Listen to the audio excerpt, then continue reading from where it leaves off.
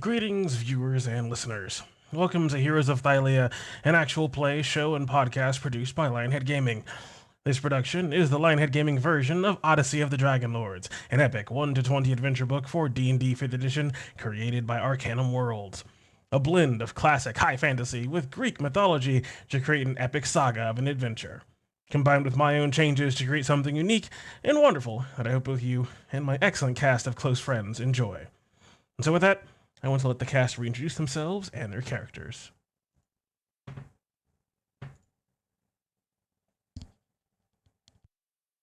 Hello, this is John, he, him, and I play Mercury, the Siren demigod sorcerer. Well, I'll tell you what, there ain't no finer god on this entire realm than Kira. She gonna make the sun shine, and she gonna make that music just flow. Hello, I'm Brendan, he, him, and I play Sophia, the Stygian philosophy wizard. We are all just pawns in a game of which we do not understand the rules. Hey, I'm Kishi. I play Bartholomeos, the Minotaur Herculean Barbarian. May the Ancient Ones watch over you. I'm Nick, he, him, and I play Theamos, the human Dragon Lord Paladin. Okay, Sophia. What's irritating doesn't go away and makes you miserable? A lich. Get it? Because it's a play on It's Your No Fun. Mercury would have laughed at that joke. Hi, I'm Nikki, they, them, and I play Imperia, the nymph Amazonian ranger. Dragons. There's just such awe-inspiring creatures. I'm Mel, she, her, and I play Nyx, the nymph prophecy cleric. I've spent centuries asking questions, and the only ones who have ever answered me are the stars. Hey, how's it going? I'm Peter, my pronouns are he, him, and I play Trace, the human hoplite fighter. Remember what has been lost. Fight for what hasn't been. Excellent. And with that, we do have some announcements. Sorry for the delay, dealing with server issues from the Forge, but hopefully we rectified those. And John is out sick this week, so please wish him well, and hopefully he'll be back with us, hopefully this upcoming Thursday for Song of Rapture, and then back on this Sunday for more Heroes of Thylea.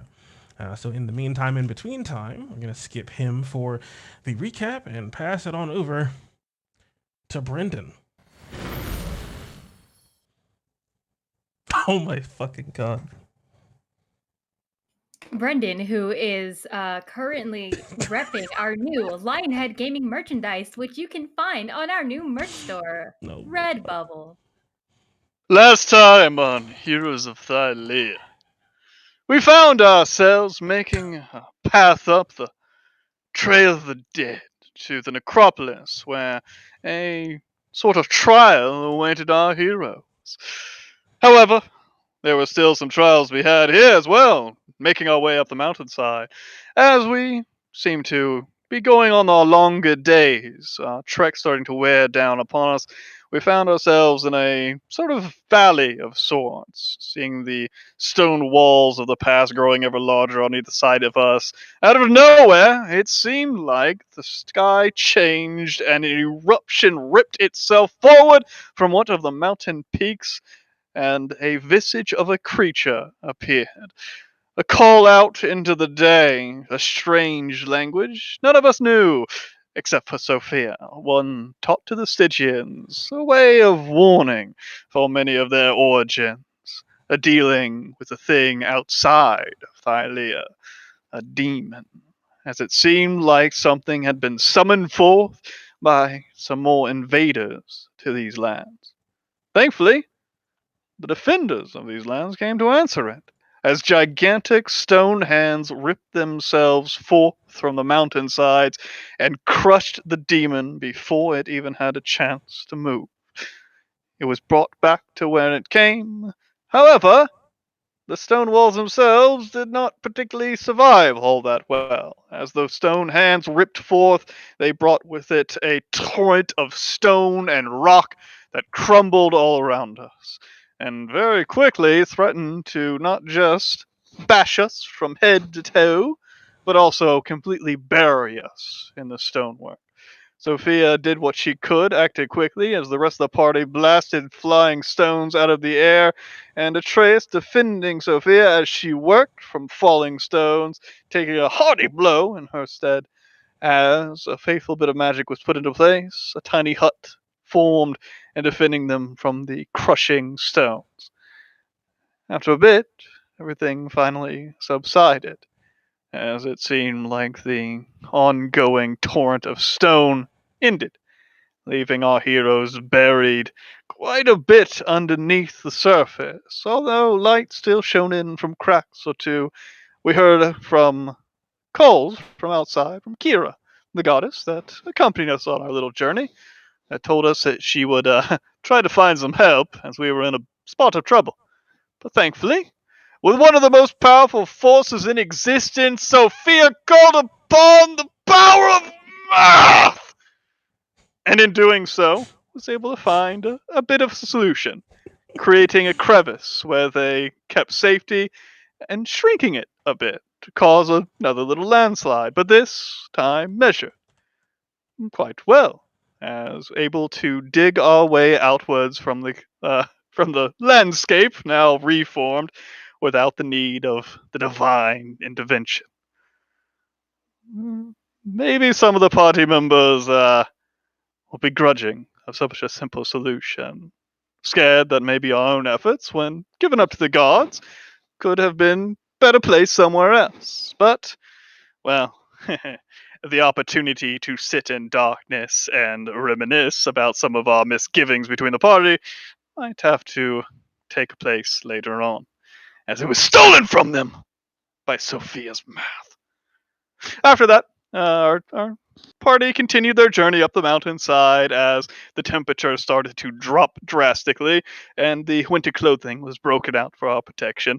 A bit more preparation being put to use as we climbed ever steadily forward until a strange song started to be heard on the mountainside air, as some of us were taken by such a song, and it seemed like a good handful simply turned and walked off a cliff.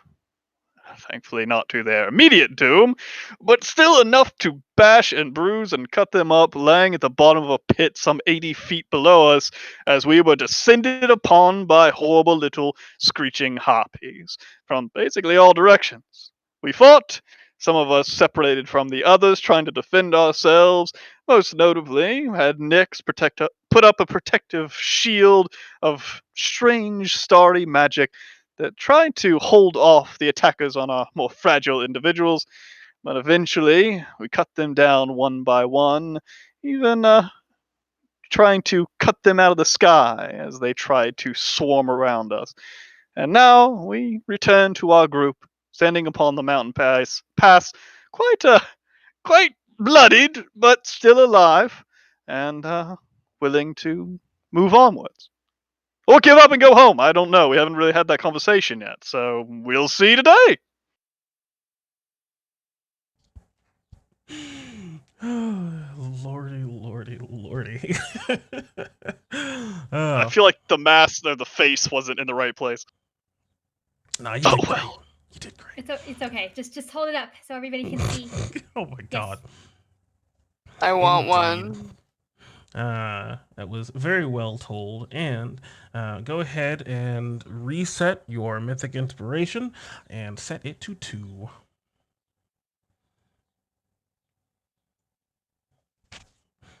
As indeed, coming off the heels of a rather intense fight against these singing charmers, these strange harpies, cursed creatures, and predators of these mountains.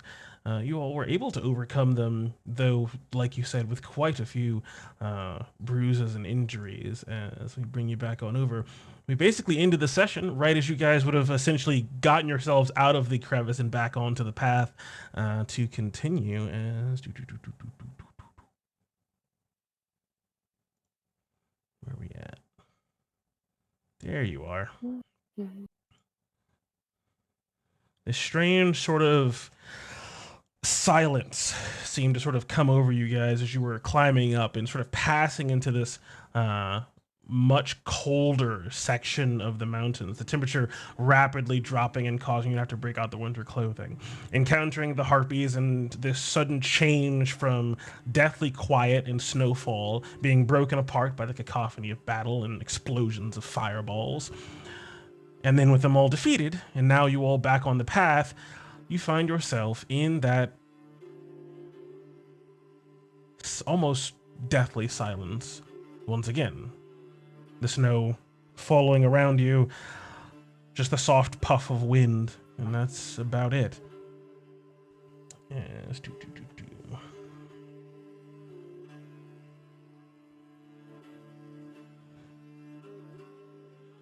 You will find yourselves on the far side, the path laying out before you, though a number of you still pretty wounded. Yes.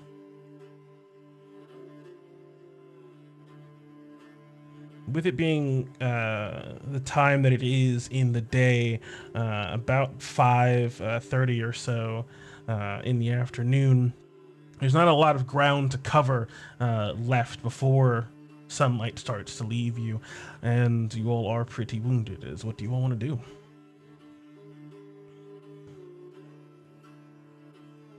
Well, that was miserable.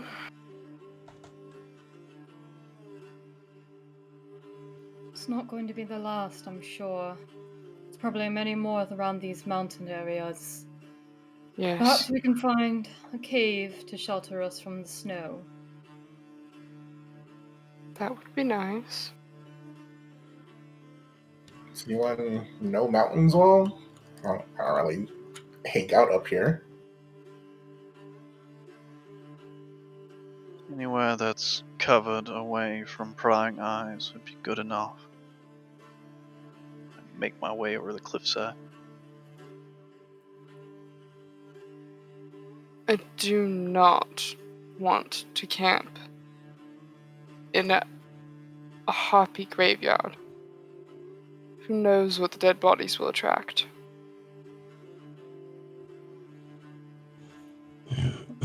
Probably all sorts of scavengers. Not to mention Path of the Dead. I hate to think that any of them would rise again. Don't say such things.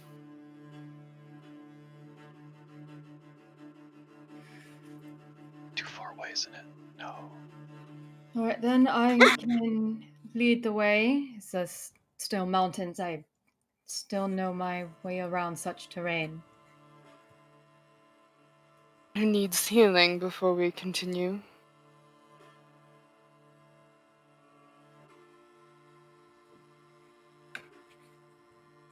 Blanchett, Athenaeus. Sophia was targeted pretty heavily up here, Ah, as I'm was fine for Mercury. now. I come back holding a grip full of feathers.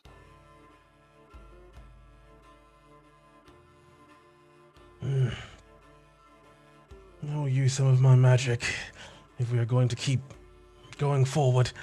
I don't want to slow us down.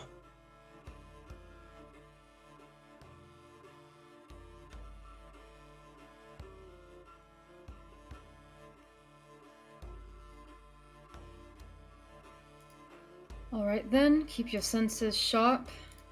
Hopefully we don't have to fight. Just a little bit more traveling left to do.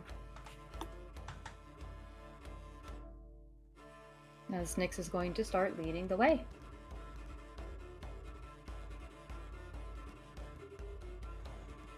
All right. rolls dice. That's not. Oh, it's for cure wounds. For a minute there, I was like, God damn. Roll initiative!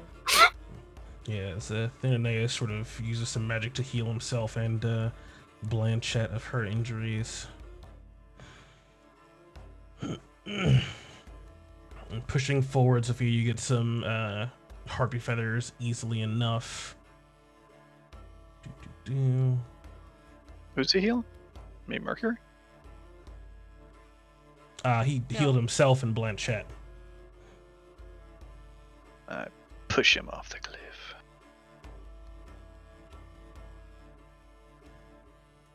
Do you need me to tend to your injuries as well? I'm fine. Looking to you, Sophia. She's not fine. She's just difficult. I know the type. I've already tended to my wounds with medicine. I just need a place to rest and I will recover.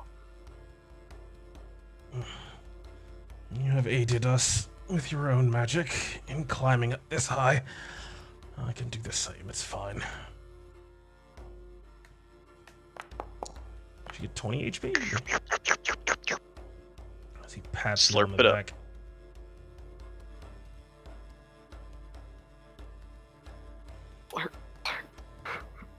I have these gifts from Thylea for a reason. And gives Mercury, consuming his last high level slot as he gets 19.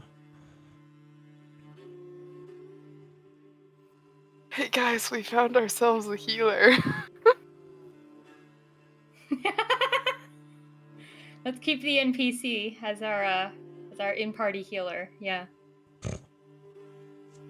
Not another campaign. Congratulations, you have been promoted to Healbot. You'll become our bundle of Wand of Cure Wounds. I'll get the bag. Pressing on through the snowy path.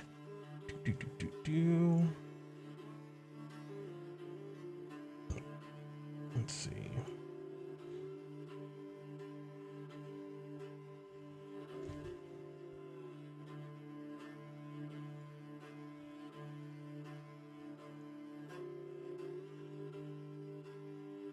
Trying to find a decent place to camp. I'm going to need a check from you, Nyx. 1 second.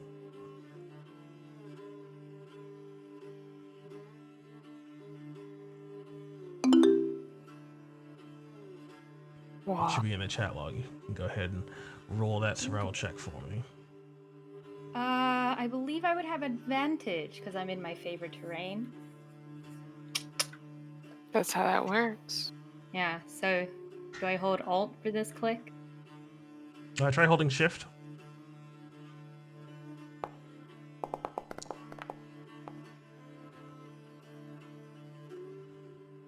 Okay, looks like it didn't actually roll advantage, but that's all right. A 22 more than sufficient as traveling forwards up this path, the cold starts to bite back into you now that you're just climbing again.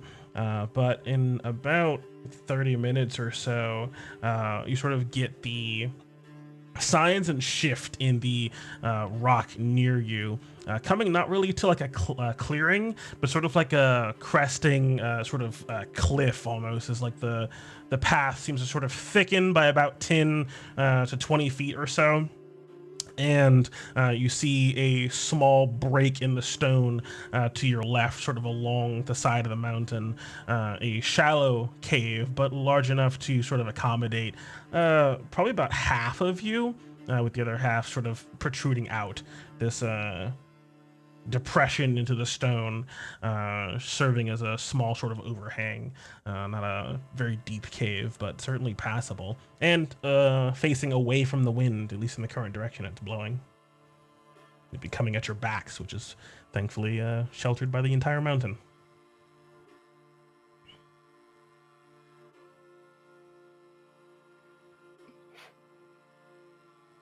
We're stopping here.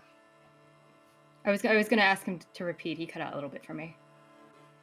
You find a sort of shallow depression in the rock as you continue the path up about 30 to 45 minutes from now, and it seems like it would be sufficient when combined with Sophia's bubble. That, and you're also facing away from the wind. It would be coming at the back of the mountain, so you'll have pretty good shelter in that regard as well. Not a lot of cover or like vegetation or animals. You're just kind of on this barren path where you are right now, but it's as good as you think you are going to get without pushing on into the unknown.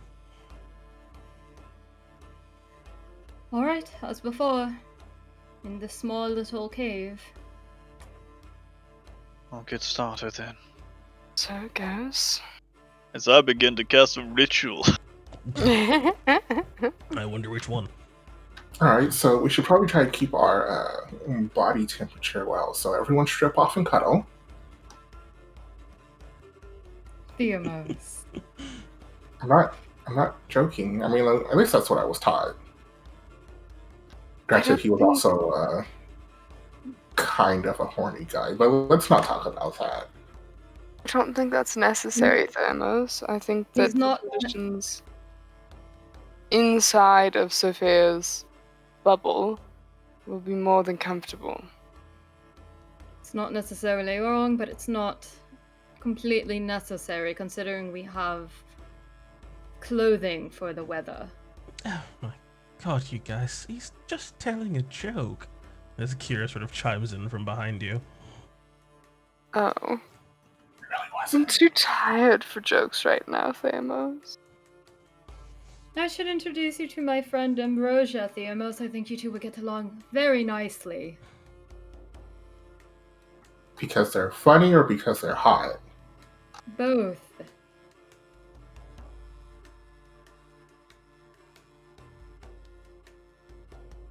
She runs that brothel that I've been staying at in Mitros.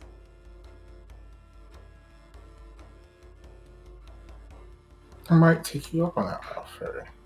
Oh my god. If we Sophia, survive to Mitros. I need you to find some other attractive white-haired individual to swoon over.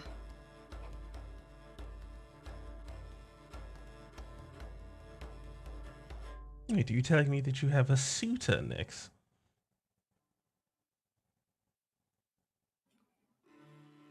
I guess you could say that. Usually I outlive them, but she's half elven, so that has not quite worked out for me.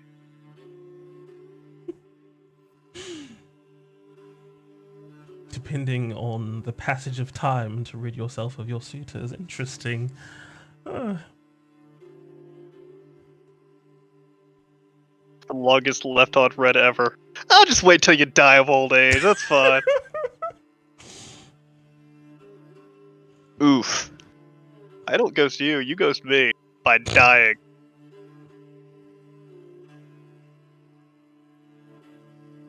Oh, wait. No, get back here, you guys. It's nothing personal, it's just that Ambrosia's not quite my type, I don't think. Very lovely woman, just I haven't had feelings for her like I've had for others. Is all.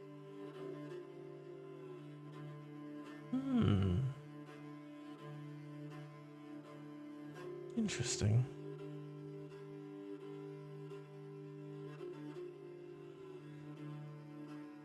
No, I think it's very straightforward. Nothing quite interesting about that.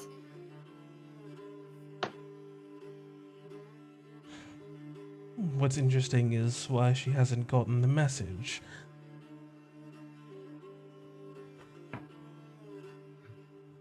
Hope and foolishness often go hand in hand.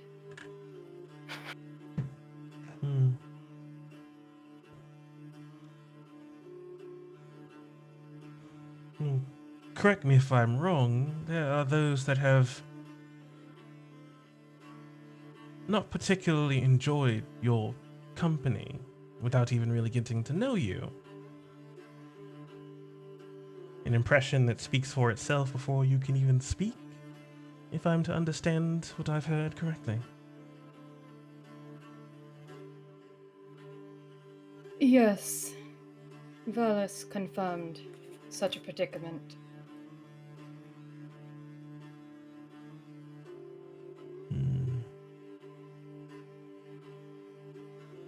It is Lutheria's connection to me that makes people uneasy when they are around me. And yet, for some reason, it doesn't seem to intimidate anybody that was chosen by the Oracle.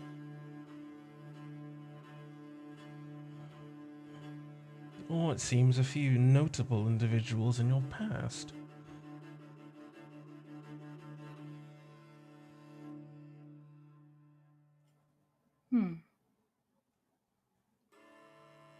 Very few. Perhaps it's better I stay uninvolved, considering what's happened to those. But not scared away by my presence.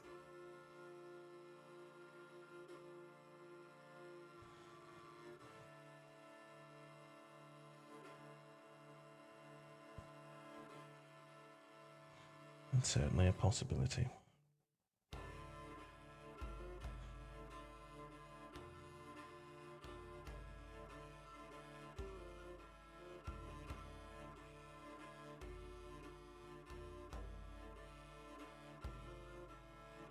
Yes.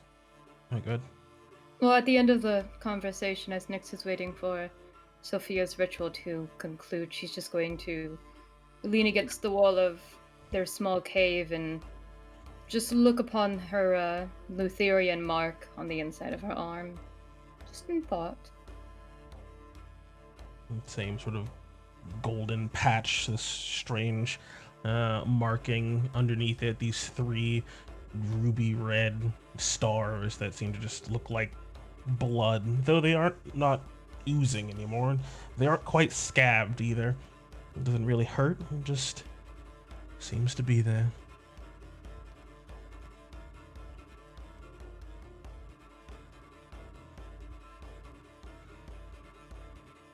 We are nearing the highest point of the mountains that my people inhabit. We'll soon split ways within the coming days. That's understandable. Will it be safe for you and Blanchette after you split off? I know the path from where we'll need to split and how to get to our people.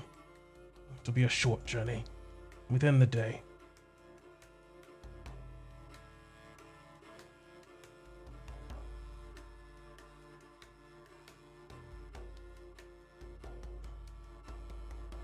Hopefully things are... Well, I doubt they'll be better than when I left, but hopefully they're not worse.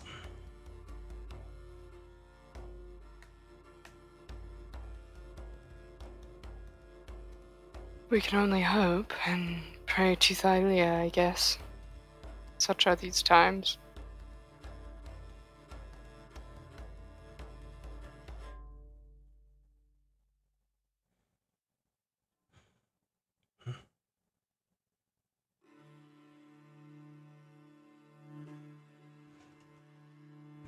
Athenea seems to sort of just settle in next to the wall. Blanchette seems to be pretty exhausted and just quickly drifts off to sleep, leaning against him as your ritual comes to its fruition.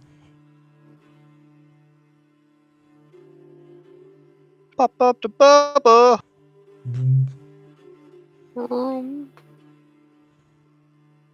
That gray dome of force that quickly raises the temperature around you to a comfortable level. Definitely better than the freezing temperatures outside, though not sweltering, that's for sure. A nice, calm 72 degrees, I suppose. I'm a tiefling. I keep it at like 90. Yikes. Comfortable for me. Oh, Fuck God. you guys. You play a fucking fire genasi and all of a sudden everyone's dying of heat stroke.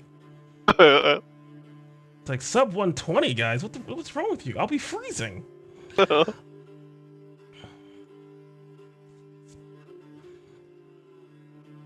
start to tinker with my bag. Nyx is going to pull take the horn of Balmatria off from her belt and just conjure some beverage for her to sip on. I'll take first watch, as usual.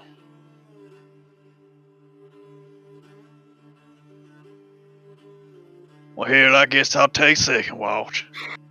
I don't know why I'm so gravelly. Something's in my throat, apparently. Gregory voice. I'm just a little bit deeper today. As Brendan will as be always. piloting Mercury in the interim. I'll take second watch with Mercury. I'll join Atreus for fourth. Unless you don't choose to take it this time. I just know it's your usual post.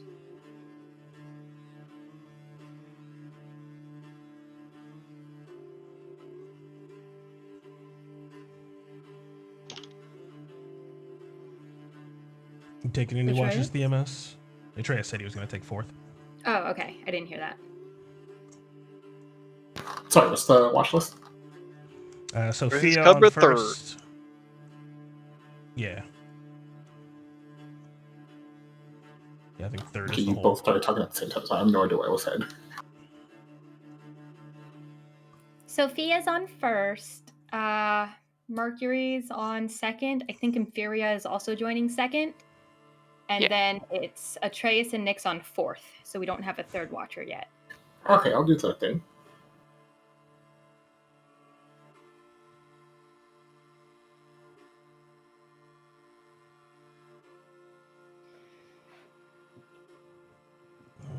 Okay. Nyx is going to finish her wine and then wind down for bed. It seems to be a relatively quiet evening into night. The snow continues to fall without much wind joining it. It's just this sort of almost peaceful scene looking out into the mountains. What are you doing? Okay, there we go. I don't know. I'm just trying to get to the rules, and it's spamming me with errors. Oh, is that you? Are you the one causing? I'm just opening the rules. I'm just trying to look at what the oils are, and it's freaking out. I don't know. Poor Brendan. These are rubies, right? Yeah, okay. Randomly making it glow. I prepare my stuff Okay, that was me. to make some ruby, some flame heart oil to last my rubies. Okay. And is it really the third? If Thylea? Yep.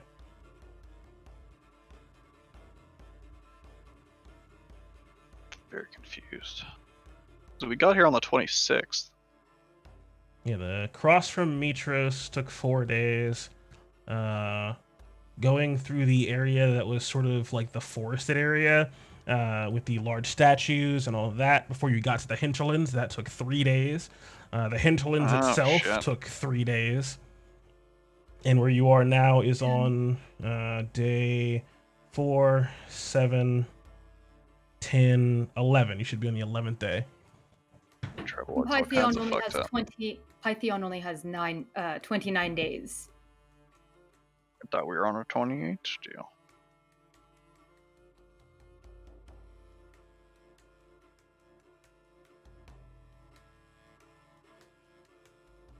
Sorry, I interrupted.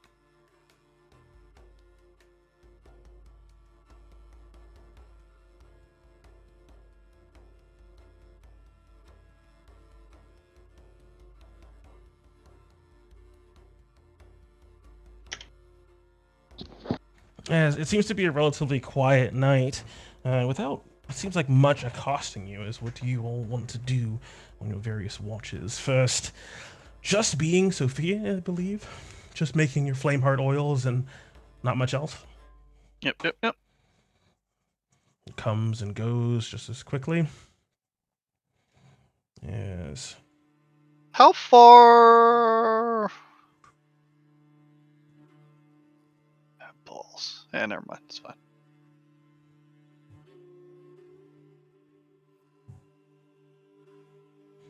You guys have dinner and start your watches. Boom, boom.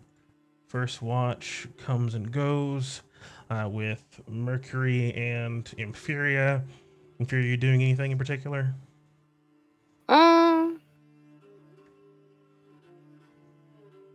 No, just kind of sitting on watch.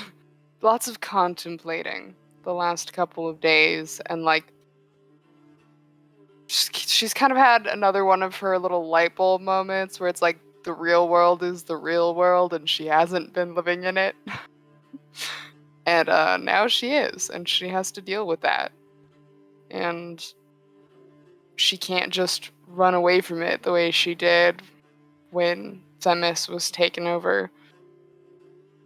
This is a world where like not everything is gonna be quote unquote right, but that doesn't make it wrong either. And she's like mind blown. This whole gray zone is weird for her. Her right and wrong is not necessarily in line with everybody else's right and wrong. But she had a very kind of black and white view anyways. And now she's being forced to recognize that that's just not how the world works. Aging up quite quickly on your little adventure out away from the old woods or from Themis. Yeah, you definitely have the... Maturity being shoved down her throat. Definitely have the right environment for this sort of contemplation, the comfort of the dome combined with the quiet night air, able to see off into the distance quite a ways, a starry night sky in between the snowflakes, as nothing seems to accost you throughout second watch. Gonna spam some rolls here real quick on my map making. So we're on the 11th day? Yep.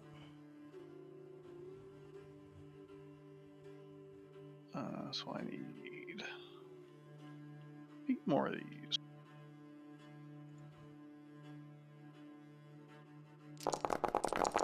Oh my god. Okay, and then I add.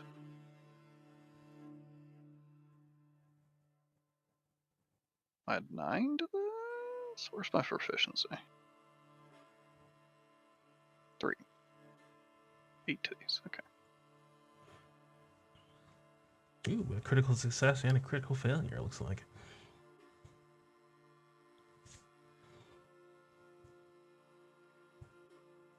For your map making? Gotcha. As coming into third watch, you have Theamos. You doing anything in particular, Theamos? I had something. Oh, I go outside and I make a snowman. You find plenty of snow for such a thing. It does not seem to sort of stop, and you're able to make a snowman with a bit of effort and some good old fashioned strength and know-how. You do anything special to it, or is it just like your average duder? It's just an average snowman. Probably make a snow family if I have time. It's 2 hours, right? You should be able to make a snow family in 2 hours. Able to get the snow together. You can get a little snow family. Put some huge mommy milkers on one of them. Ah, of Nope. course. Yep. Roll together some snow, a snow chest for the mom.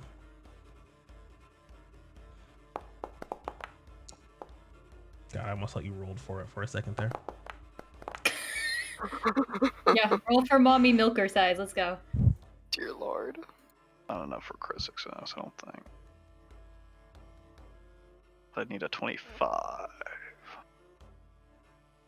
For the flame heart? Yeah, so I just get 2 oils. As we come to fourth watch with Atreus and Nyx. Oh, that's cute, Nick says, pointing at the snow family outside the cave.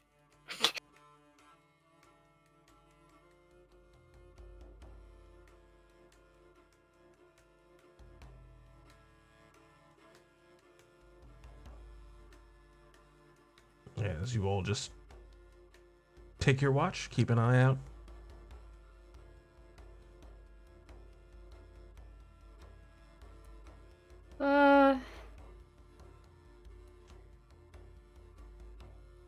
Yeah, for Nyx, it's more like keeping an ear out. She's going to pull out the second scroll in Azarios' trilogy and read that. Yeah, sort of making your way through this scroll, like I said before, certainly seems longer than the first.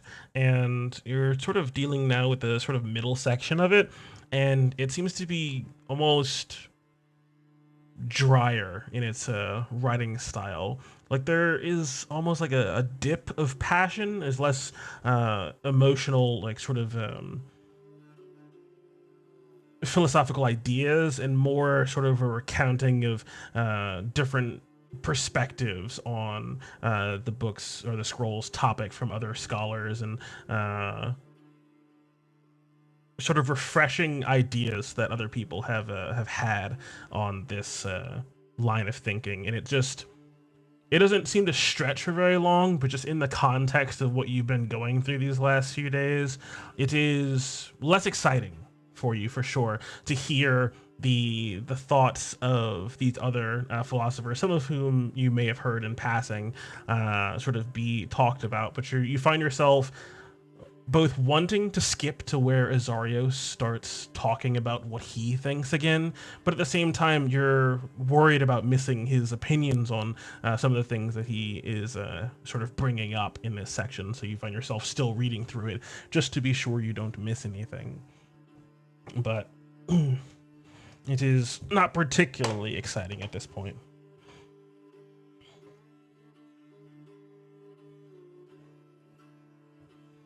And before you know it, the sun starts to crest through the mountains, reflecting off of the snow and quickly lighting up the cave, bringing you all into the morning, as the cliff face definitely seems to be sort of pointed almost directly east, as the sun seems to sort of just line up almost right with you. No chance of sleeping in, really. Do we know how much longer before we hit the City of the Dead? This is an area that is very, very, very poorly documented. Most of the records for the old city created by Telemoc Archelander have fallen away or have not really been recovered. The peak of Telemoc, though, if you want, you can try to sort of reasonably estimate how much longer it should take you to travel that distance based on the maps that you have, your own expertise in mountaineering, and the ability to see Telemoc and sort of reason this together. Is going to be a very difficult survival check, though.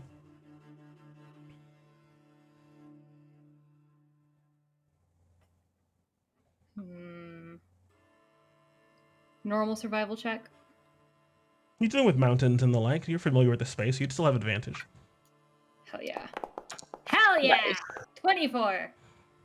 Even with a 24, sort of looking at the situation that you're in and the lack of information on the path of the dead itself, you're just having to sort of try to piece it together in a as the crow flies sort of manner, because you don't know how this is going to wind between the peaks and the valleys of the mountains that you're going up. You can only really just see how far the Telemoc is from where you are, and compare that to your maps and try to do some measurements based off of the scale. Though 24 does convey to you some information.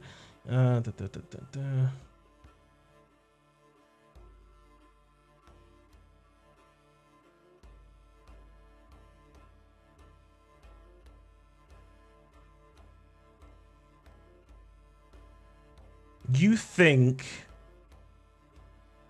based on the distance where you are now and how far you've gone, and looking to where Telemoc is, you don't know how long it'll take you on the path, but you can tell, at least by distance, you are within about 5 days travel. But how that will shake out when you have to deal with the cliffs, the blizzard above you, etc., etc., etc., it could definitely add time to it because you can't just hop off the cliff you're at and just fly straight to Telemach.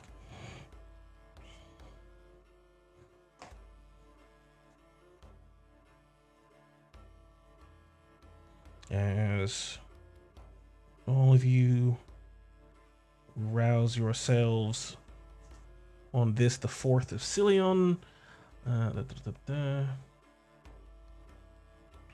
Once again, as the bubbles begins to break down and the cold seems to sort of seep in, you find yourself quickly getting comfortable in your winter clothing above or beneath your armor, trying to just keep your heat to yourself and push on through the day.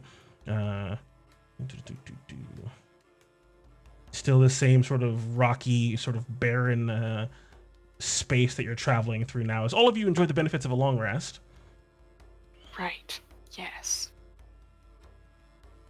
Are you at Mercury? Oh.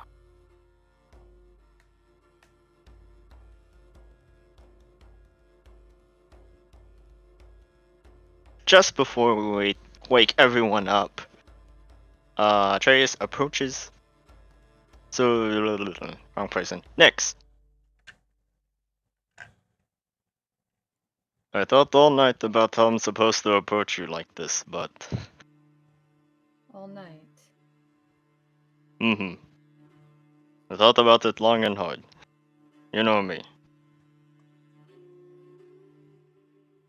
Of course. It's not...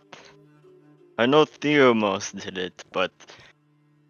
It seems that Inferior and Mercury also believe you're part of it. And I thought Theomos is stubborn and he meant the best, but... I'm banking on you to be able to apologize on his behalf. And she just raises an eyebrow. There's nothing to apologize for. We did what we did.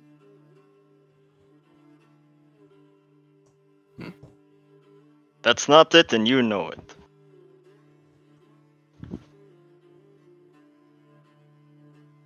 That's not what I'm asking you to apologize for. I mean, it's part of it, but... I know. Please, just let them know. I don't want them to begrudgingly hate you and Theomos the rest of this journey. At least let them know that you're not throwing them to the side. You're just letting them stew and ruminate and they'll get over it. Don't do that, Nix. Please. I'll try to talk to Inferior too.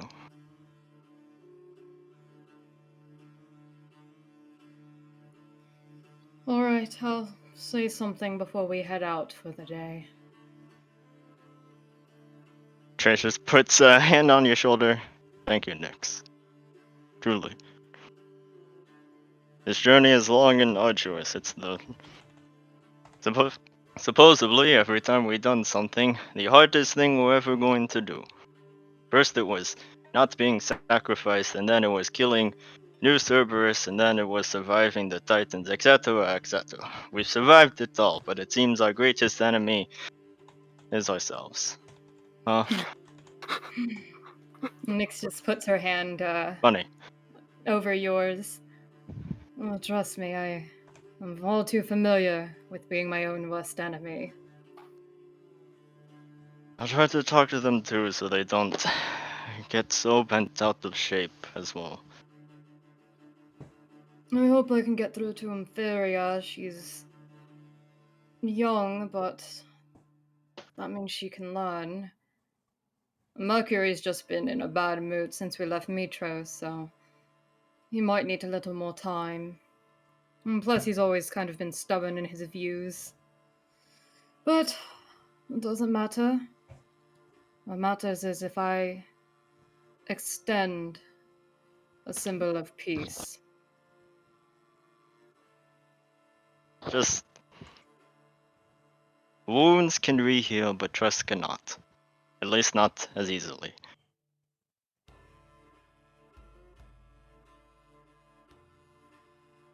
That's all I'm asking. Alright, Atreus. You don't ask for very much. I'm sure I can handle this. Thank you. At least inferior. I'm not sure about Mercury. He seems to be really out of it. Especially today. It's like he's not even here. Have you heard his voice? It's quite strange.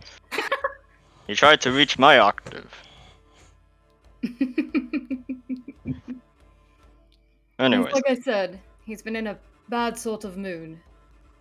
Either ever since we've left Mitros or ever since he lost his wings. Hopefully after the necropolis we can get him sorted out and getting his wings or something. I don't know how sirens work. Oh, that's... Very simply, when they're in bad moods, when they're in terribly bad moods, they lose their wings. Ambrosia, the woman I mentioned earlier, she's also a siren. I watched her wings fly right off of her and straight towards the sun the first time I rejected her. Oof. Which is why whatever Mercury is going through, it has to be temporary, but he won't even talk about it, so temporary is as long as he chooses it to be. I'll try to get through to him. Somehow. But one person at a time. Yes. Alright, I'll go wake her up.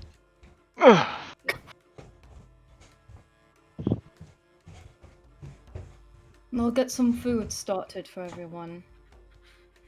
Mm-hmm. Apologies are better taken when you have warm food. Huh. And she throws a couple lepta into the pot. And some smoked fish begins to sizzle out of it. We've only had island breakfast for the last several days because Nyx decides this is perfect. Ah, yes, A good fish. move. Hmm. Fish while on the Oh highest god, it's only mountain. fish. I've been feeling very nostalgic this last week. Leave me alone.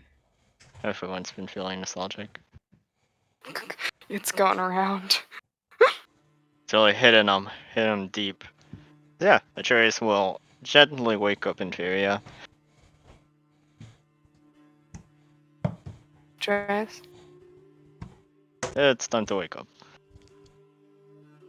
Thank you. I've been meaning to ask you something. Yes? As he takes a deep breath, can you find it within yourself to forgive Theamos and Nyx? I know what they did. We all know what they did. We can't change the past, unfortunately. You can't not bemoan the rock that fell in front of you. You can only walk around it. This Or, is true. I guess, move it. But the action has already been done. The damage has been made. So the only thing we can do is mend the wound. It's true. I don't want it to fester. Not with you, not with Mercury. I cannot say it will be easy, Atreus, but I can course. recognize the importance of a unified group when we face the necropolis. It never does. Exactly. Yes, it never serves well to be scattered hunting group, which only asks for the bear to come. It's how I met the Amazons, you know? But yes. Mm-hmm. Anyways. Yes, I don't. Necropolis is our hardest challenge yet, and we have not even arrived, and we have already felt its effects. Of being our hardest challenge, huh? You are not wrong. That is for sure. To answer your question, Atreus, yes, I will be able to forgive them. However, that I'm not forgiveness... asking you to turn the other cheek. Or I'm just asking you to. Oh, how would you say? I'm not good with words. Accept what has been done. And not move past it, because that would be foolish. That causes people to ruminate and stew on it. Because then We have they to ask reach. to move past it, and then they keep thinking about it. I just want you to. Oh, I don't want to tell you what to do. That also feels counterintuitive. I'm not good with words, Inferior. Please, just It's alright, if Atreus. you ever feel like anyone in the group has offended you or something like that, come to me. I'll talk to them. I'll talk to you. I'll be an ear. You can Thank you, talk to me Atreus. about anything. I appreciate it. I appreciate it Actually, now deeply. that I ask, how do you feel? I That's a good question. this What's on your whole this whole journey has been surreal in the strangest way. I feel like I'm just finding the Amazons again. I went from a sprite in the woods, nothing more than a fairy tale, to learning their culture and becoming one of them. And then when that fell apart, I went back to being a sprite in the woods. And now, here again, I find myself within a new group of people, learning a new culture, and, well, it's difficult. It's been a lot. It's been overwhelming. But not without its positives, as they might say. I have much to learn, Atreus. I'm still a child to my people. Yet I do not know my people. It's hard to say. Anyways, Oh, I think this is a journey for all of us in self-discovery and other motivational speech. I don't know. thank you, The Atreus. Oracle has definitely said that our fates will lead us on a journey, and I believe we will all come out not the same as we started this. So I think us growing and all of us learning is part of the journey. Yes, that was very wise of you, Atreus. Thank you. I have my moments of clarity. I think you have them more often than you let on. Thank you. Alright, next is making fish again. Oh, I'm goody. not sure if I'm starting to dislike it, but I mean, I've never ate this much fish before. Neither have I, despite living on an island. It's interesting. Alright. Let's meet up with the others. Up, 2, 3, 4. I hope you Trace haven't. joins back! I hope you haven't lost your appetite for the traditional cerulean breakfast of the Ore nymphs. I say traditional, but I think it might have only been my family. I wouldn't know. Well, nonetheless, it will be hearty. Ready for today's travel. That will be, as the Trace looks up, cold. As if it hasn't been for the last 2 days. Or is it 1 day? I don't know. Yesterday really melded into itself. I'm not really sure what happened. It's quite Yesterday strange. was. It's like I was having an out-of-body experience. I saw what was happening, but I wasn't really there. It was strange. I can believe that. You had an awfully long day. You spent about an hour just digging us out of those rocks. I suppose. Alright. Fish. How do I do this again? Before we continue on once next here.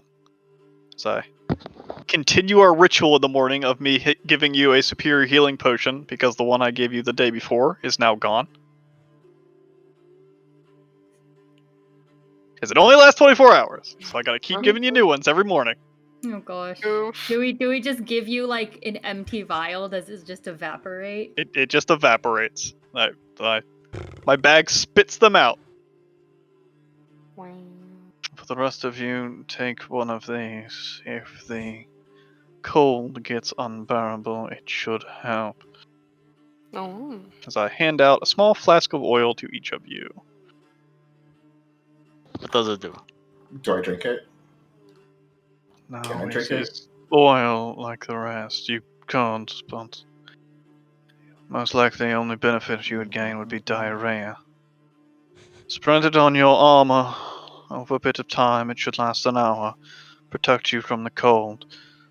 Place it on a weapon. It should burn when you strike. If you need to apply it in haste, it will not last nearly as long, only a minute or so. But if worse comes to worse, click the thing to send the thing. Can I select everybody? No, I can only select one person at a time. Trying to give you some, or did you already get yourself some? I've got them all. Okay. I'm handing them out.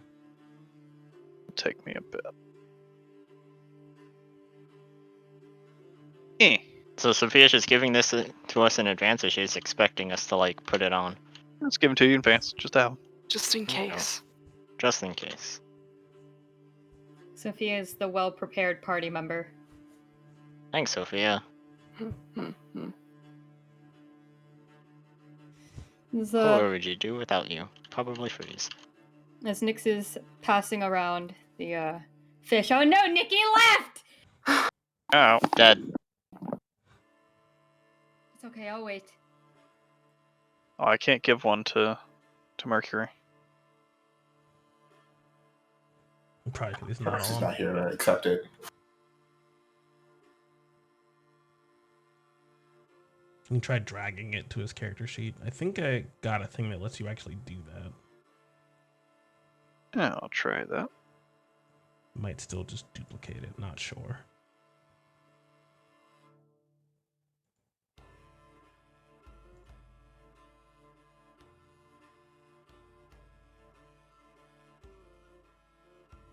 His character sheet is different. He's got little icons for all his things, and it's lined up next to each other. Yeah, he's using the grid style.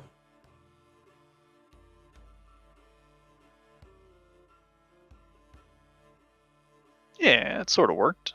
I think it duplicated it, but I can just reduce it to 1. Yeah. Works for me. Gets the job done.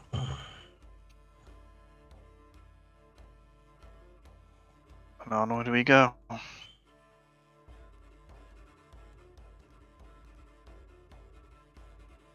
Uh-oh, all of mine disappeared.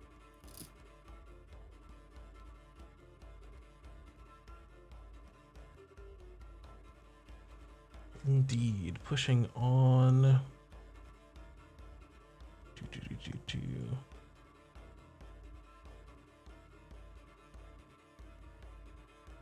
There you guys are. Okay. Let's see.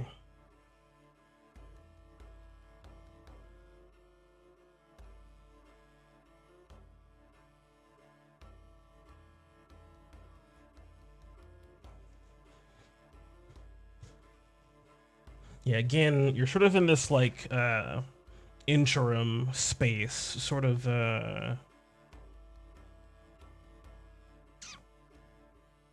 similar to when you were making your way through the forested section before, though this time without the trees or really the nature.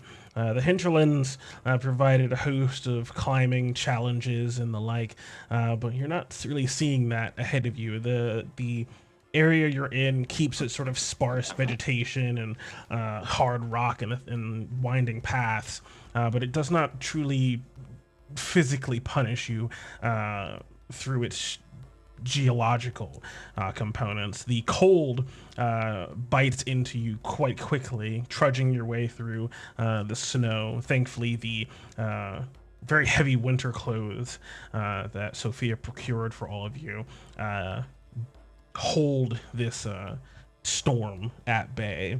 As you ascend, you sort of find yourself now coming out of this sort of small storm that seemed to be hanging over your path in this space. Looking up further, you can see Telemark again, still in the distance, this large white swirling cloud just billowing around it, and sort of the nearby mountains, and sort of breaking off into bits and pieces, as it seems like this small heavy snowstorm that you guys were under falls away behind you, and now you're just moving through cold air.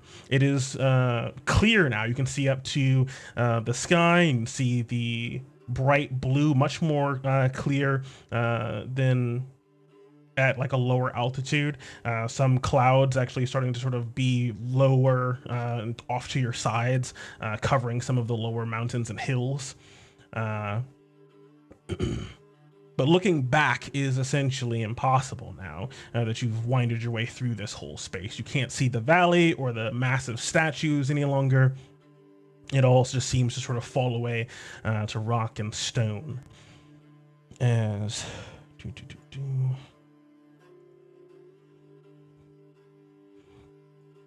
time passes, and Nyx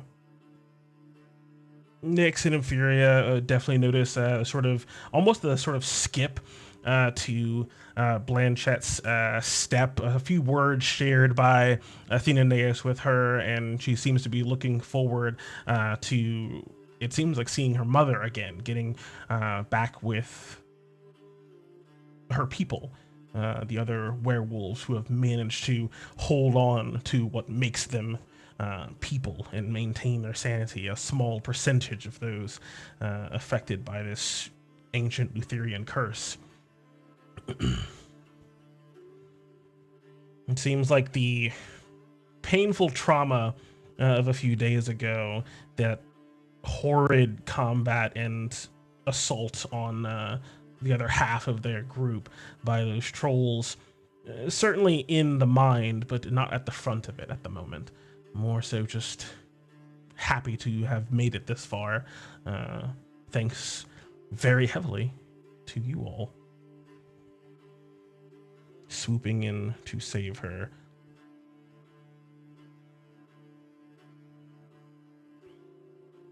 Nyx just has a little bittersweet smile for little Blanchette, seeing that she's in a higher spirits. Not bitter towards her, just bitter towards Nyx's own circumstance.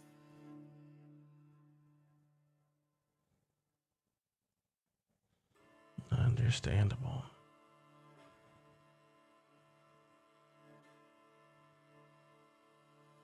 As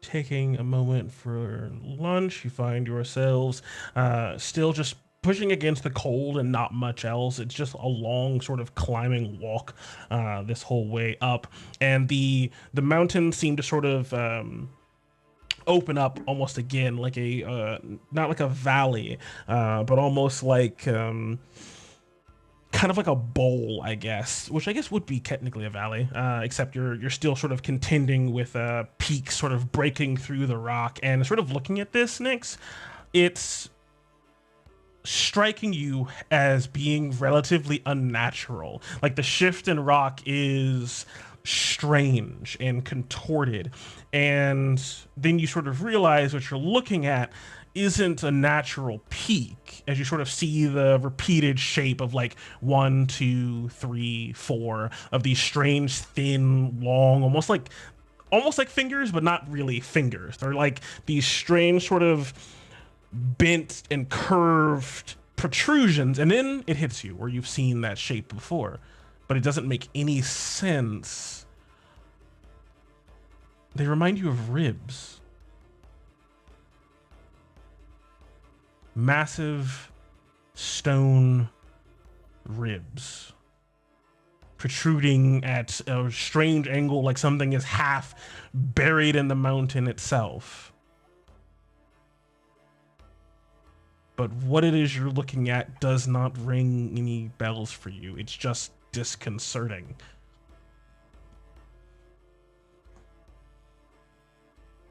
You don't have any idea of myths or history about this area? This area and the section of the Mithril Mountains is a place that had been explored at one point, but these records are sparse at best. And this would only be grandiose theories. There's no records or myths of titanic beings like this that you know of.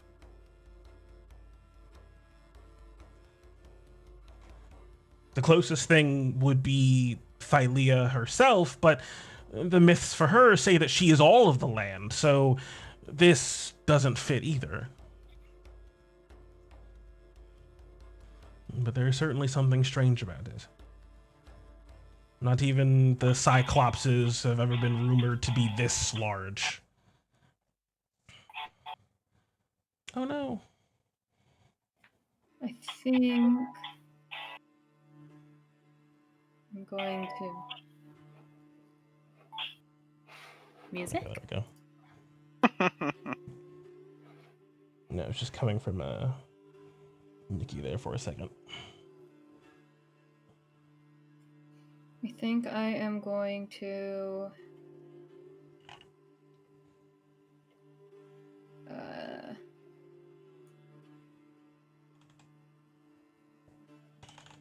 oh no, I didn't prep the thing I thought I had prepped. Never mind, I do nothing.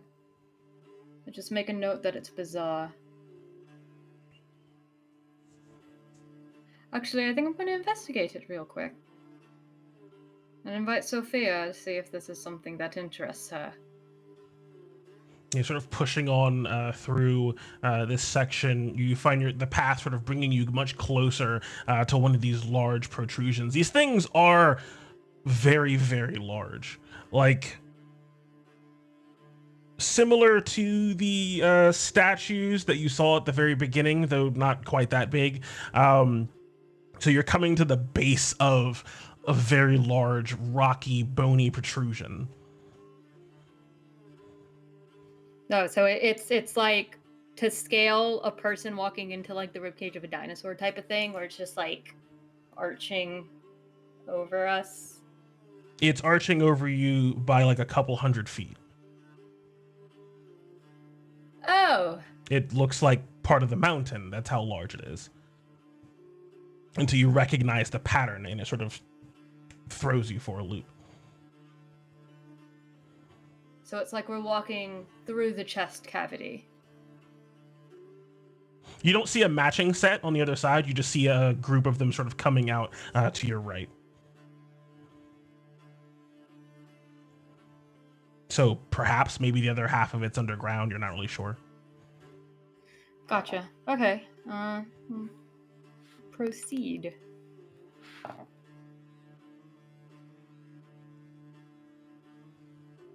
Okay.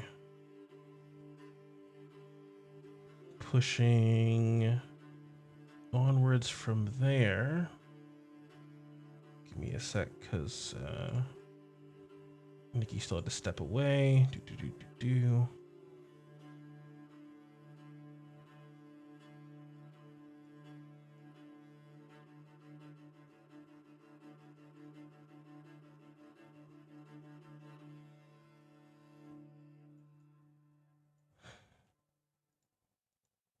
Okay, it is later in the day now.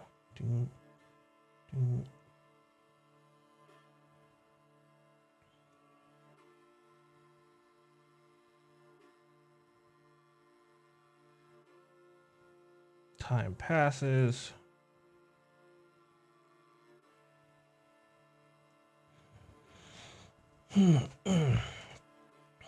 And now coming closer and closer to the setting of the sun, once again, a quiet day, it seems, of just travel through these mountains. Nothing accosting you and just holding back the cold, but it's almost like a nice sort of break. You find yourselves hoping to maybe find a place of rest perhaps soon, but you have a bit more open path before you as the night, or not the night, but the dusk of the day seems to sort of take a strange sort of color to it. A sort of soft blue seems to sort of shimmer onto the mountainside. As sort of looking up, you can see why that is. You can see a very large full moon up above you. It is a relatively clear night sky, lots of clear visibility, and Athenaeus takes a moment and sort of stops as you're moving up the path. And he just seems to sort of take in a deep sort of breath, and then you can hear Blanchette sort of do the same as she sort of seems to stop just in front of him.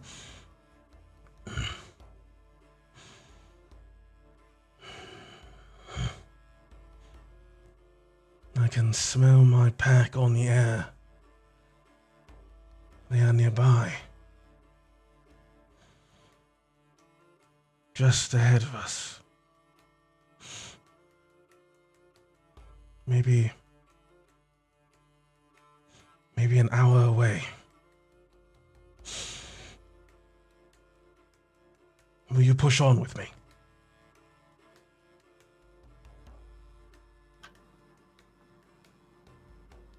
I have no Us? problem with that.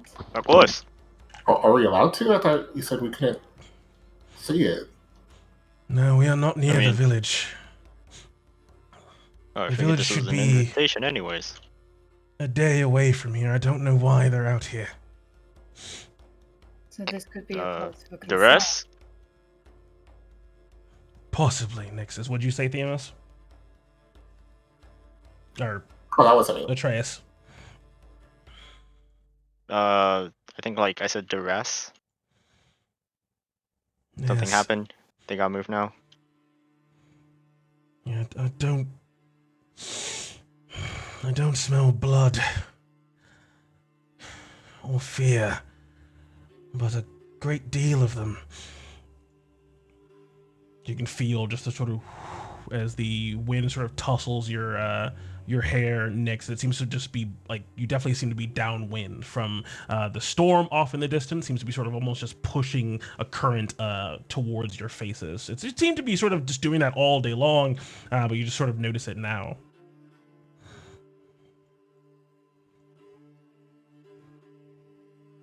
Well, then let's see if they're all right.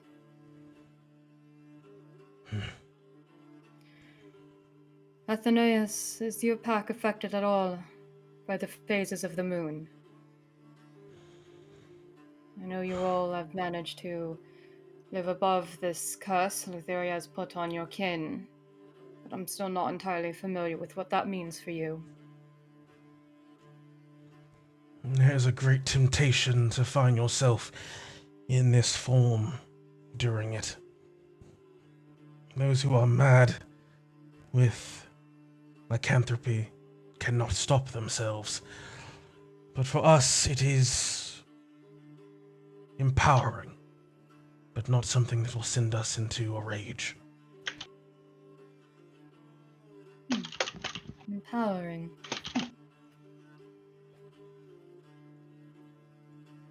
That's interesting to me. Alright, let's go see if everyone is alright, or if they need our assistance in any way. Nyx begins to take the lead down the mountain path.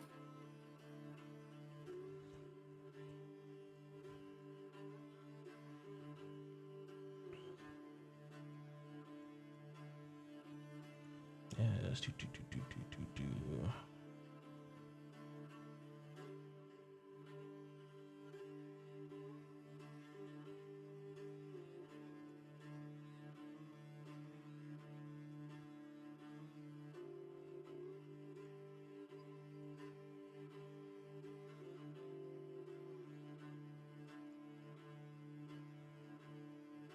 Give me 1 second.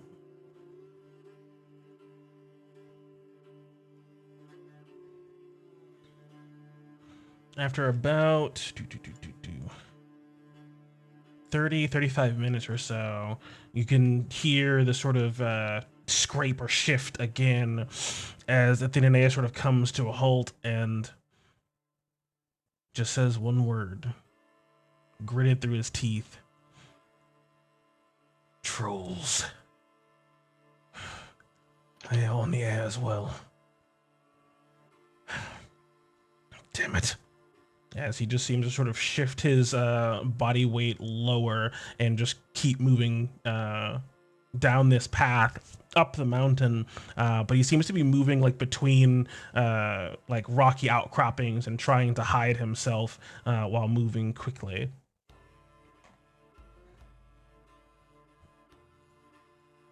As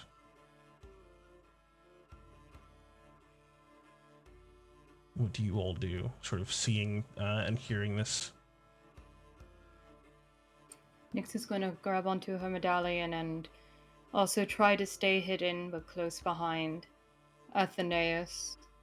Because her extra shield doesn't last very long, so she wants to make sure that if she puts it up, it's going to be used.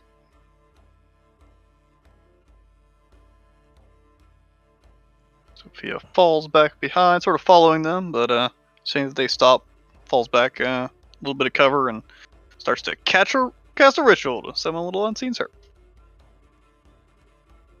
Athenaeus, how much further do you think they are?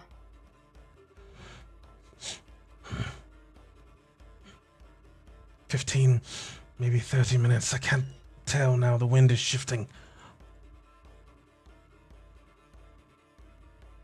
And the smells are mixing together. That doesn't bode well. Yes.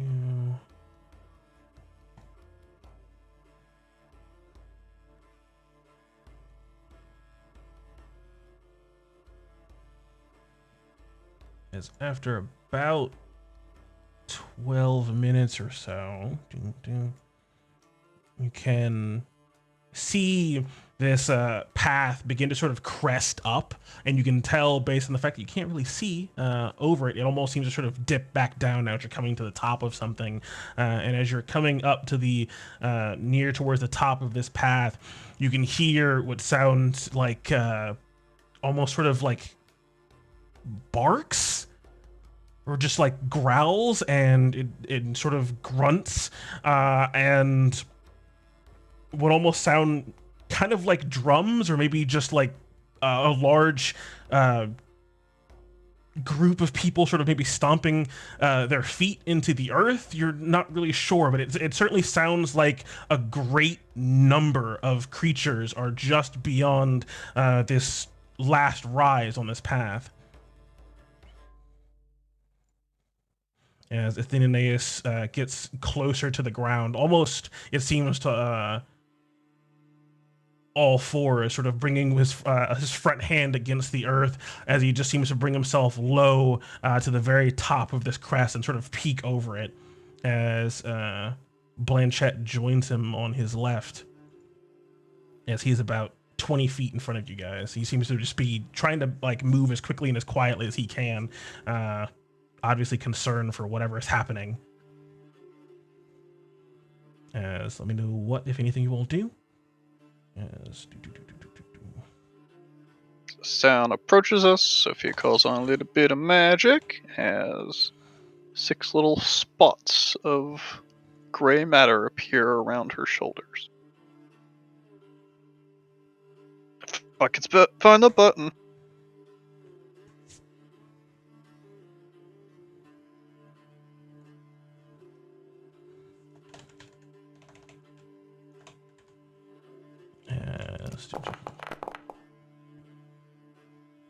Ooh, last 10 minutes. Good shit. Okay. Mercury, As what the are you? creatures start getting closer, Thylea is just going to lay a hand on his armor and just kind of bless himself. Shield of faith.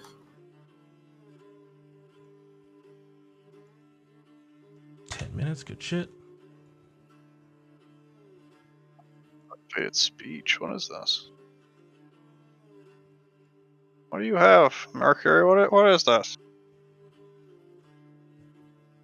Motivational speech. It's a spell from that Acquisitions Incorporated book. It was on his Whistler. It is basically inspiring leader, but a spell, and a little bit worse than the feat, but it gets better as you upcast it. Little inspiring leader, little hero's feast. Does he get free spells out of Whistler, or is it just known spells?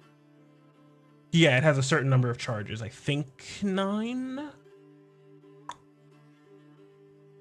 Treasure, heroes, John, Whistler. Yeah, 9 charges, and then it's like 1 charge per the level of the spell. So like heroism is 1 charge, but motivational speech is 3. And then you can upcast, but not any higher than your highest castable spell level. So if you cast like Thunder Wave, you could do it at 4th level, but no higher. Okay. Yeah, Mercury is going to pull out his little whistler with a sort of low tone as it sort of blows into it. And he speaks out, what's the cast time on this? 1 minute, yeah. So as we sort of get into position, Mercury just sort of starts to play a tiny little tune, but mostly just speaking out about how we shouldn't get ourselves separated like with the harpies, and everybody get themselves ready.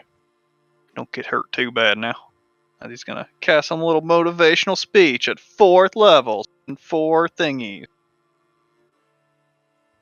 All right. Are we getting closer to the commotion? Yeah, so sort of like imagine you're sort of going up this hill, right? And the hill seems to sort of flatten out, maybe dip down. You're not really sure because you can't see. Athenaeus and Blanchett go up the hill first. They get to the very top of it, and they seem to sort of be laying flat towards the top of it, looking over. And you guys are coming up behind them.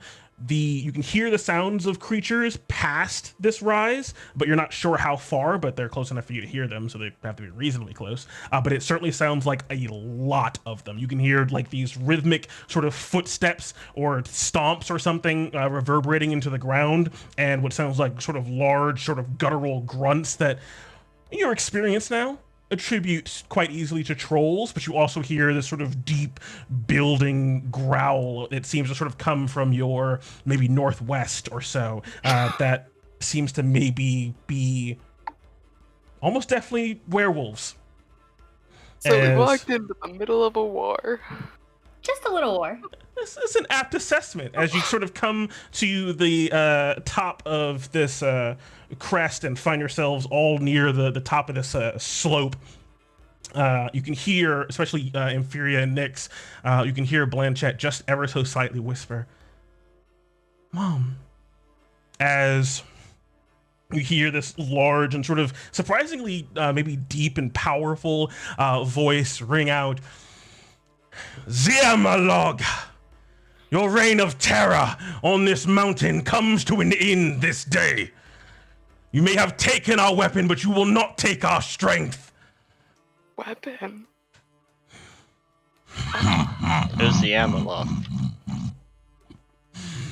Foolish dogs. The trolls have taken this mountain. We outnumber you. We outpower you. You are nothing. You don't even have Thylea's blessing any longer. You can hear this big, sort of guttural, stony almost. It almost sounds vaguely kind of like the sort of the beginning of that like rock avalanche. It sounds like stones grinding against each other or like clashing against each other. It reminds you very quickly of the troll that you encountered before, the one that sort of forced its way through the trees and had rocks built into it in a weird, obviously magical, strange way. Zirmalog is king of all the mountain. Let's see what we can do about that. As you could hear these sort of retorts and cheers coming from the large group of trolls from behind him and being retorted by this large pack of werewolves behind a very large and sort of gray, maybe silver colored werewolf that just seems to be bristling with muscle and a soft white glow about her. As this is kind of a weird shape, but I'll bring you all to it now. So this purple box in this sort of immediate 3 square area is kind of like the crest. And so you're just going to imagine you're at the top of this slope and it slopes down into what it is you're seeing. Additionally, seeing these gathered groups, you can see 2 of these strange weird broom wielders, these obvious troll shamans, these casters, with them along with a few larger trolls like you encountered before, and then just like 3 massive groups of the smaller ones. On the left, you see the large sort of leader werewolf and a couple of these more smaller groups of werewolves to her left and right, with a larger group almost sort of matching her in size, but sort of gathered together behind her with 4 very large dire wolves around her as well, also with that same sort of white glow. And Nyx, you immediately sort of feel uncomfortable catching a glance of them, as you can see, looking at the dire wolves, just immediately this strong blue flame from their eyes seem to just sort of swirl in front of their faces as they look at their prey in front of them.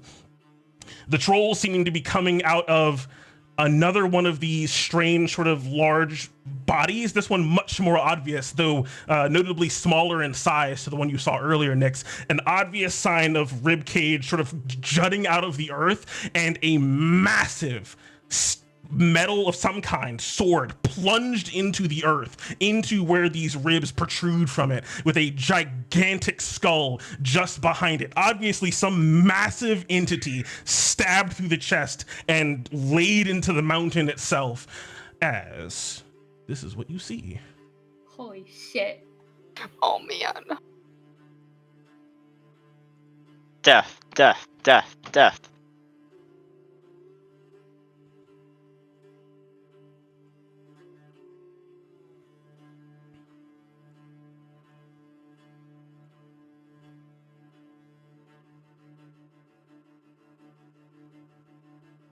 Oh, there we are. Oh yeah, we really did. Okay. Swarm of werewolves. Wow, some of them are really big. Is this one Mom? Oh, This it's a one over swarm. It definitely seems to be. She seems to sort of cock her head up towards the sky, the moon just behind her, this white glow seeming to sort of wrap around her body as she just lets out this beautiful and haunting howl out into the sky, and the wolves behind her quickly join in as well, as they all seem to sort of ready themselves for what seems to be the end of this decisive conflict. Something that in quick assessment you realize the wolves are greatly outnumbered by the lieu or army of trolls that have gathered to put an end to these dogs on the mountain. As you all find yourselves up here all the way towards the back, on this strange sort of rise, and you can see Blanchette looking immediately, just keeping her focus to the left and trying to see if maybe she can run to Mom or something, and you see Athenaeus put a hand on her shoulder as he seems to look back to you all just off the side of the incline, the rise that you guys are coming up, slowly bringing up this magic and seeing you all conjure these spells, this motivational speech coming to fruition in just a few moments. Sophia conjuring up these meteors, and you can see Athenaeus almost, Nyx definitely, with your very high insight, you can see his face as he looks at you is covered in doubt. And the moment he sort of looks at you and looks at you all casting your magic, drawing your weapons, you can see his body language in his face immediately shift from doubt, almost this sense of hopelessness, to inspiration. Without even having to ask, you all have stepped up to the mantle and fought a battle that you do not have to. And he just seems to sort of smile as he brings up his staff on his side and starts to crest over this incline, as Theos is going to crack a joke.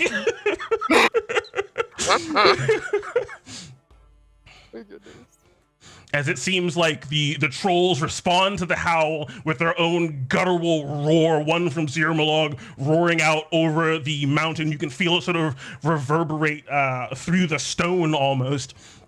And some of the trolls in these gathered groups glow with that strange sort of green magic again.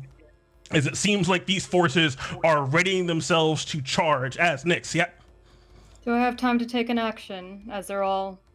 Yeah, Yeah, everyone's sort of been casting stuff and getting things together. You have time to sort of throw something on if you want to. I am going to light some of the herbs in my censer and go into a prophetic trance ever so briefly. Ooh, interesting. So, as this tension is building between these two forces, and you're seeing all of these entities laid out before you, and you realize the conflict that lays in front of you, Nyx, you decide to call on this connection to prophecy, these visions and trances that connect you to, it seems like, the strings of fate itself, and allow you to pick and pluck certain moments from them and bring them to fruition. And it is a weird moment for you, as calling on this now. Oh no. As you get this trance and you come into this vision,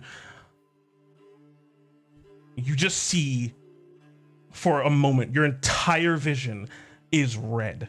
It is just blindingly red. Just this blood ruby red fills your vision. It's the only thing you can see. And then it vanishes away. You just get this strange sort of vision of something you were not expecting. Just red, so much red, as you unlock a boon. What the fuck? Oh! And one that doesn't require you to like cut your own wrist open just to use it. As guidance and aid when you may need it most, your mind is open.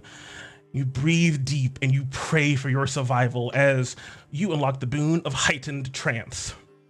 When you use your action to expend a use of your channel divinity and enter a prophetic trance, you can, as a part of that same action, attempt to enter a heightened trance, immediately rolling a D100, and if you roll a number equal to or lower than twice your cleric level, you enter a heightened trance, receiving a short vision, phrase, cryptic rhyme, or even an omen concerning the current activity or event you're actively participating in. Additionally, you roll an extra D20 and add it to your recorded numbers. As a heightened trance, once a heightened trance has been attempted, you can't attempt another one until you finish a long rest. And if you successfully complete a heightened trance, you cannot perform another one for 7 days. As... Okay, so a failed heightened trance, I can't try again until after a long rest, but a successful one has a 1 week cooldown. Exactly. As... But it seems like at this moment, when you call on it now, it just auto succeeds as the vision comes to you just bright red.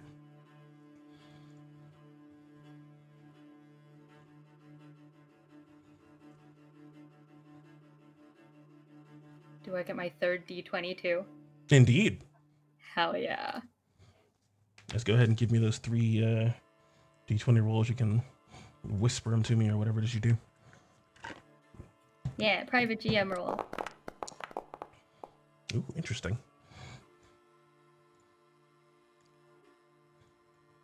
As...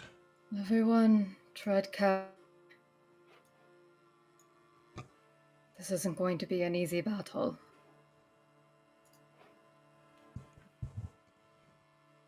As Mercury's motivational speech locks into place, and these wolves and trolls charge at each other. As I'll need you all to add yourselves to the initiative, to the combat tracker.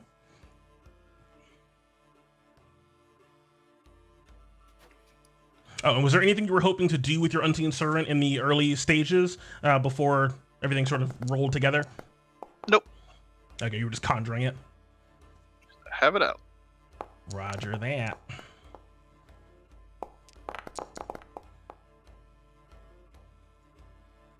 Furia, sorry I had to step away for a second, but would Infuriae have had time to put some oils on her chakram? Definitely. Yeah, totally. Cool. So then she's gonna put the acid one on both chakram. Oh yeah, what kind of fucking oil did Sophia give us? I didn't have a chance to read it. Flameheart, which would have been, which would be really useful, but it might also be necessary later. Protects you from cold or deals fire damage. I'm really tempted to use it. How hard would it be for Sophia to make me another one? I have plenty. Cool. Flameheart on one and acid on the other. I ignite my fire spear with more fire. It's genius. Fool! I can't get it to go in the chat, but... How much do you add? It's just D4? I think it's a D4. I don't know. I handed you one. Should be on your character sheet. Yeah. If I can get it to... Yeah, I hover don't see over it. It should tell you. Maybe it I don't see doesn't. it, so it's dead. Doesn't actually say. It just has the general rules first. There's a Yeah, link though to it. Yeah, you It has click a on link. it. Yeah. So Yeah. it has D4 Ashen fire Sword. damage. 1d4. You can spin a charge when you hit a dude to burn the target with ongoing flames. The flames last for up to 1 minute. You have to spend an action, or spend an action to put the fire out to make a con save. Ooh, it's just automatic. That's strong. So yeah, set some motherfuckers on fire. They don't even get a save. Okay. Fire on one. Fire on the dominant one. Acid on the non-dominant one. I am fairly certain from my reading of it and other oils, it is they get the con save against the DC, and if they fail it, they're on fire. Okay. That's not what it says, but okay.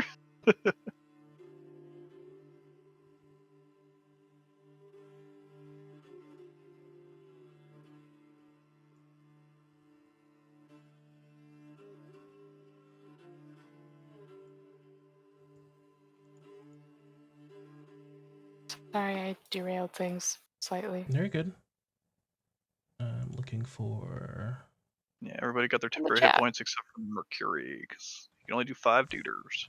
Oh yeah, you should be able to put your temporary hit points on your. Okay, Everybody's you got guys it. did. Everybody's got it. Why do you have more temporary? Oh, because your HP is so much lower than everybody else's. That's why. That's why your blue bar is slightly bigger. I was like, why is her temp HP bar bigger than everyone else's? Oh, 'cause Sophia's squishy. she's a weak little baby. She's squished.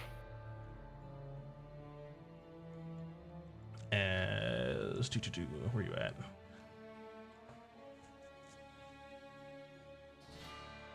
So it just does fire damage, or we have to like... Yeah, it just every time adds you hit a 1d4. Okay. Okay. It's like, what is this charge nonsense? Every time you hit a dude, you get a D4. When you hit a dude, you can choose to use a charge to use its effect. You get 3 charges. And if it runs out of charges, it's still there. You just can't use its special effect anymore.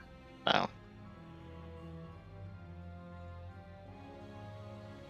That is if you took a minute to apply it. If you just splash it all on, it only has 2 charges and only lasts a minute. If you take a minute to apply it, it lasts an hour.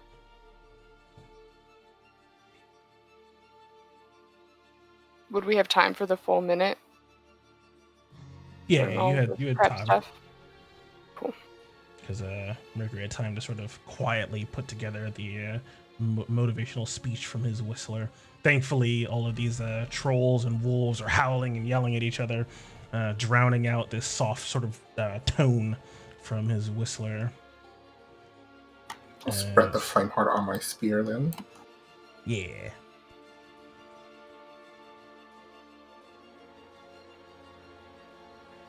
Okay, is Blanchette on here? Where you at, Bland?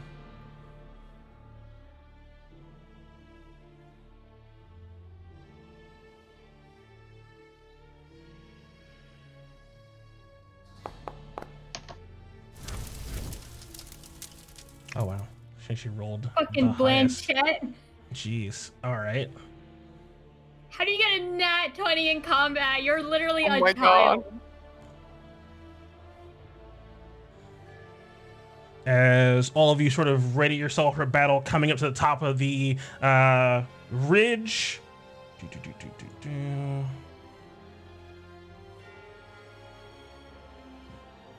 Blanchette just seems to take off directly to the north, taking the dash action, running behind this tree.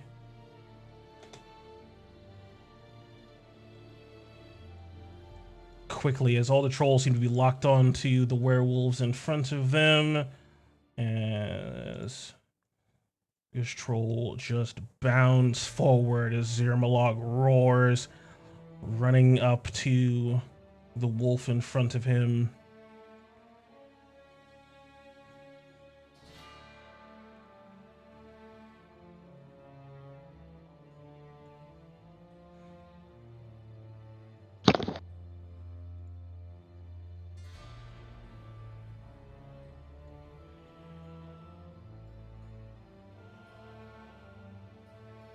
As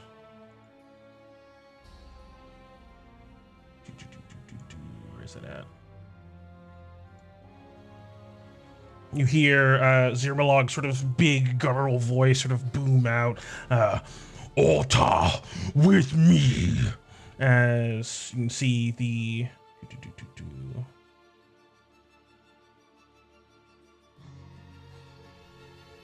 this strange sort of improvised staff wielding caster, this other shaman sort of moves up and begins to sort of twirl her staff and conjure up magic. As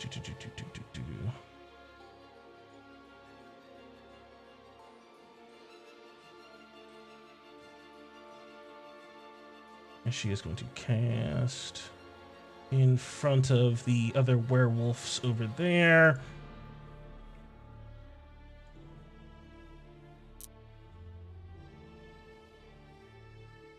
A large sort of spike growth appears underneath them as it starts wrenching and tearing itself out of the ground, trying to slow their movement and cut into them.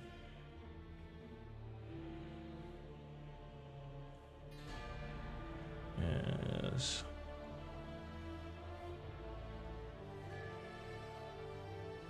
This other troll shaman moves directly behind Zirmalog, and you can see just this strange sort of green connection seem to sort of form between the shaman behind him and Zirmalog himself, as he just seems to sort of flex his muscles.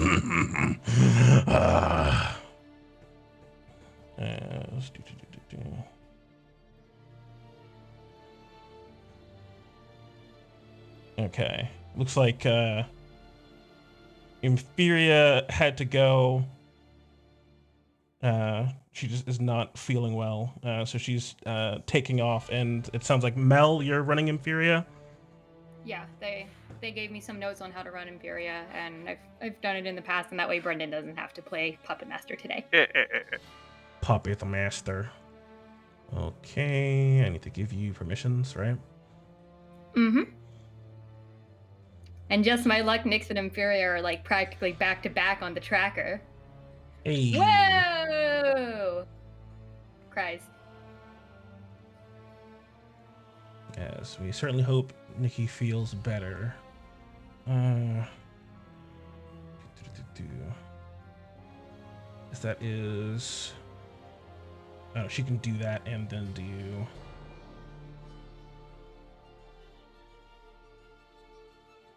Yes, this one coming up behind Zirmalog, and then immediately you can see blue magic crackling up her arm and out into the midst of these wolves as she's going to cast some pretty powerful magic.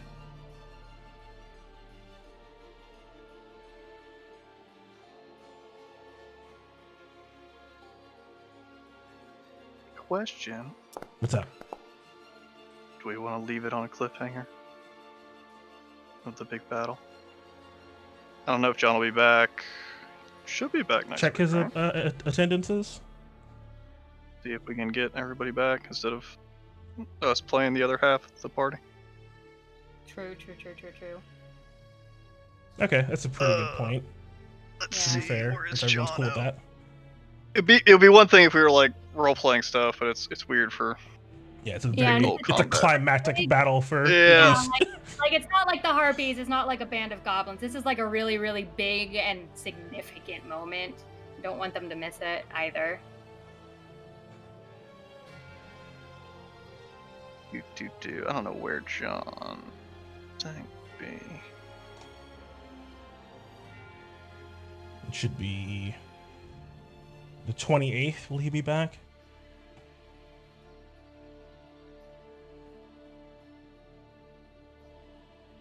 I would assume so. God, I went way far back. I'm back in fucking December. Yeah, I ended up in January. What am I looking Before at? I realized, if I haven't seen it yet, oof. Let's see. King of the South schedule on. He just said. Oh, he said off on the 30th. We also said you guys are going to have Kingdoms of the South on the 30th. Oh, okay. When is the next Kingdoms of the South? 3:30. That's in 2 weeks. No, it's next week. It's like next. Sorry, I do a Monday to Sunday calendar, so I'm still like at the end of this other week for me. Yeah, when is next King of the South? 3:30. So that's next week. Next Tuesday. Yeah. So not this upcoming Tuesday, but next Tuesday. So he might be around on the 28th. Yeah. It's a good bet if he's Because there. he should be back for Song of Rapture too. Yeah. Hopefully. He was in the chat earlier. You still here, John? No, I'm just kidding. Okay. Is that cool with everyone then? I'll just do this last turn, then we'll have a super short session. We'll come back and get into this whole big war. Yeah. That's fine. Sure. I am okay with that.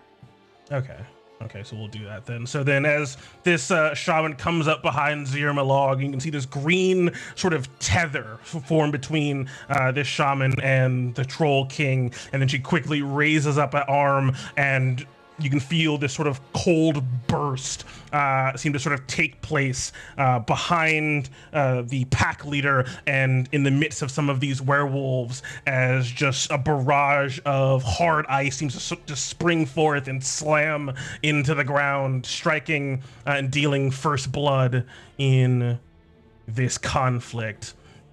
As they need to make some saving throws, and I can use this to apply damage with the sudden burst of this magic catching the pack lord by surprise and crashing into her, and the swarm managing to sort of succeed, but the other wolf towards the back taking the brunt of this damage.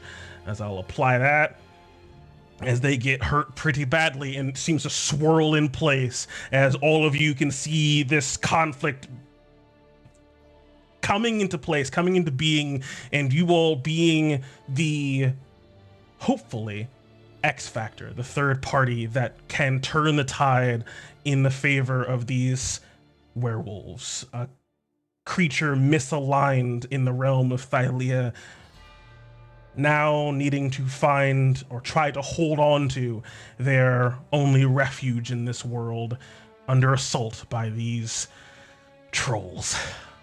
Yes. Oh, yeah. We should be back next Sunday, hopefully with everyone, so we can continue this kick-ass fight and we can find out what that ominous vision Nyx had meant and what may come into being or what may happen over the course of this fight. Or maybe it's about the future. Who knows? Dun dun dun. As that is all I've got for you tonight. Sorry it's a short session, but just, life sometimes happens. I want to thank those of you who hung out with us tonight and hosted. And Johnny Thunder, thank you so much for the resub for 43 months of support. I really appreciate it. It really, really does help.